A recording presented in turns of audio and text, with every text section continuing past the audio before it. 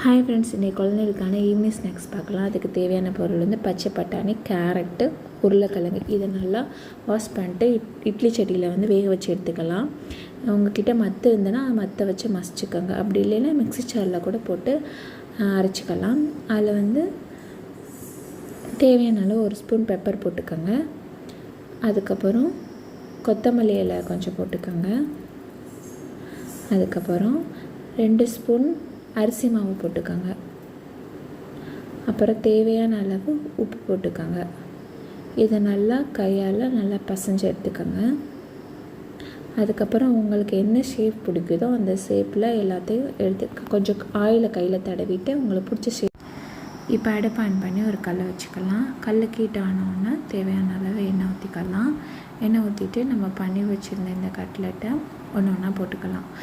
போட்டுட்டு நல்லா 2 பக்கம் வேகிற அளவுக்கு நல்லா பெரட்டி போட்டுக்கலாம். அடுப்பை வந்து சிம்மிலேயே வச்சு பண்ணுங்கள்.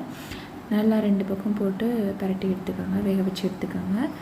இன்றைக்கி வந்து ஒரு ஹெல்த்தியான ஈவினிங் ஸ்நாக்ஸ் கிடச்சிச்சு. இதை வந்து உங்கள் குழந்தைகளுக்கு ட்ரை பண்ணி கொடுங்க, நல்லா விரும்பி சாப்பிடுவாங்க. ஓகே ஃப்ரெண்ட்ஸ், நாளைக்கு நெக்ஸ்ட்டு ஒரு வீடியோவோட உங்களை பார்க்குறேன். உங்களுக்கு இதே மாதிரி ஹெல்த்தியான ஈவினிங் ஸ்நாக்ஸ் வேணும்னா நம்ம சேனலை சப்ஸ்கிரைப் பண்ணி வச்சுக்கோங்க. ஓகே ஃப்ரெண்ட்ஸ், பாய். நெக்ஸ்ட் ஒரு வீடியோட சந்திக்கிறேன்.